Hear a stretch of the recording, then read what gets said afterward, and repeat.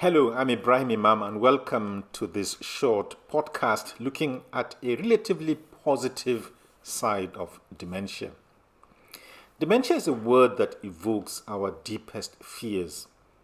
It shouts loss of memory and personality.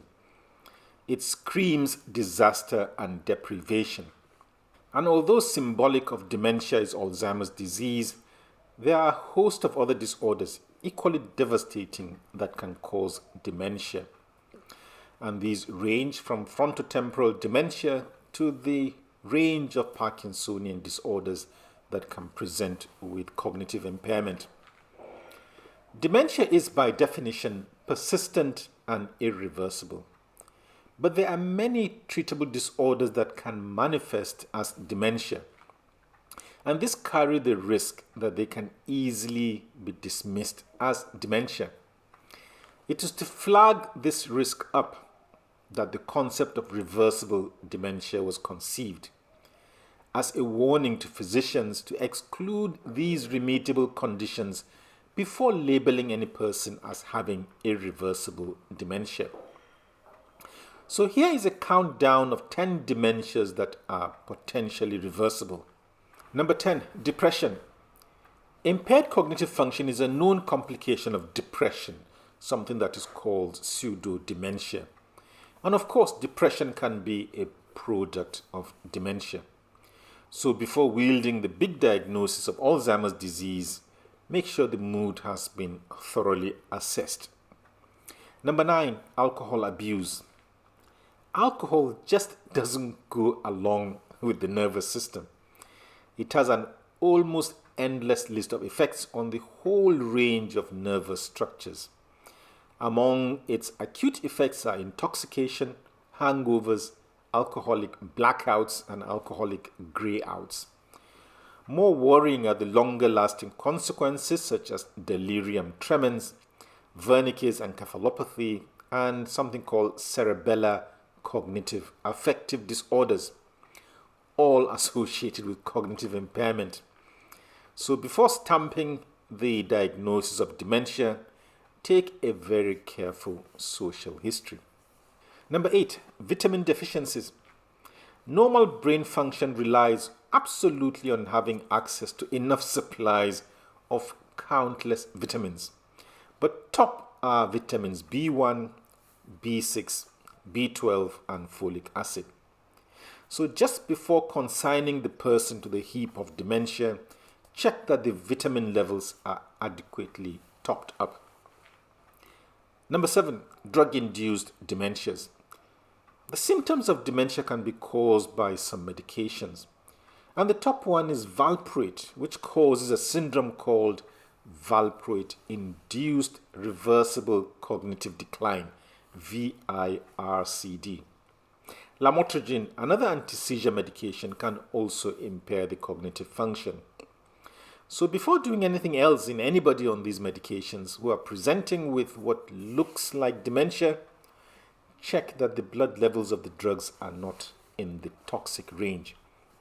Number 6, organ failure.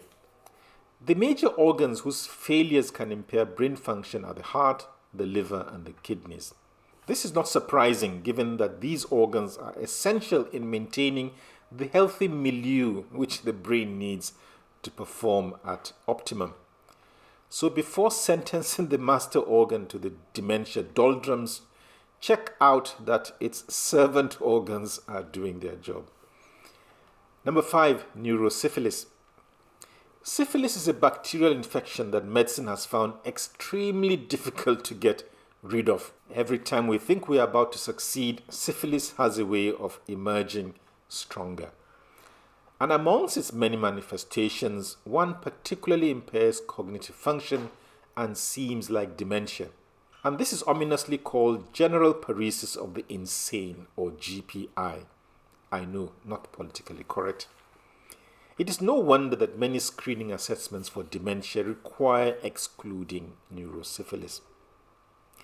Number 4, HIV infection. Following in the clinical footsteps of neurosyphilis, a sort of modern-day incarnation is HIV. This retrovirus damages the nervous system in many ways, amongst which is cognitive impairment. And it does this under the guise of HIV-associated neurocognitive disorders, or HAND, H-A-N-D. HAND can run a course from asymptomatic neurocognitive impairment, called ANI, through mild neurocognitive disorder, called MND, to full-blown HIV-associated dementia, called HAD. So if the social history fits the profile, a simple screening blood test may help to save the day. Number 3, Hashimoto encephalopathy. This is impaired brain function arising from autoimmune disorders of the thyroid gland. And the two predisposing disorders are Hashimoto thyroiditis and Graves' disease. And the manifestations of Hashimoto encephalopathy are diverse, to say the least. From seizures to headaches, from psychosis to stupor. But relevant to cognitive function are relapsing confusion and rapidly progressive dementia. So, before making that definitive diagnosis of dementia, think of screening for Hashimoto encephalopathy. And all it takes is testing for its causative antibodies, such as antithyroid peroxidase and antithyroid microsomal antibodies. Number 2, autoimmune encephalitis. Autoimmune encephalitis has arisen from relative neurological obscurity to center stage neurological practice in a relatively short time. This is partly because of its deceptive manifestations with psychiatric symptoms, but also with almost any neurological symptom imaginable. Relevant are its cognitive manifestations with disorientation, confusion, amnesia, and confabulation. And it is also notorious because of its increasing number of triggering antibodies. And leading the charge here are anti-NMDA receptor, anti-LGI1, and anti-CASPA2 antibodies. Worse still, autoimmune encephalitis can manifest without any identifiable antibody. It is therefore always a good idea to consider autoimmune encephalitis before making a hasty diagnosis of dementia. And we come to number 1, cerebral vasculitis. And this is as sinister as they come. Cerebral vasculitis is inflammation of the blood vessels supplying the brain.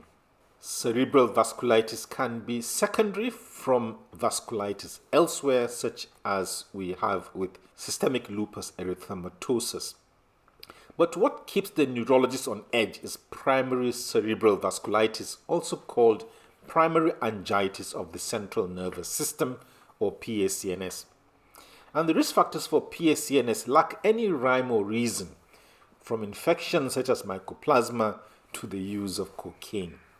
And along with headache, stroke, and a host of other manifestations, PACNS can present with cognitive impairment, very typical of dementia. There are at least 9 different types of PACNS, with presentations ranging from mass-like lesions to lesions that are bleeding, all to add to the diagnostic difficulty. No wonder the neurologist often must rely on a high index of suspicion and often resort to extreme investigations such as a brain biopsy to nail down PACNS. And the treatment is as drastic as the disease. Neurologists have to bring the big gun immunosuppressants such as cyclophosphamide. Thank you very much for listening to or watching this podcast. If you found it enlightening and helpful, do click on the like button. And why not subscribe to the YouTube, Spotify, or Apple channels to make sure you don't miss the next episode of the podcast. And whilst waiting for that, why not check out my book called Surfing the Brain? And for the highbrow stuff of neurology, my website, NeuroChecklist, has a lot you can go through. Thank you very much for your time.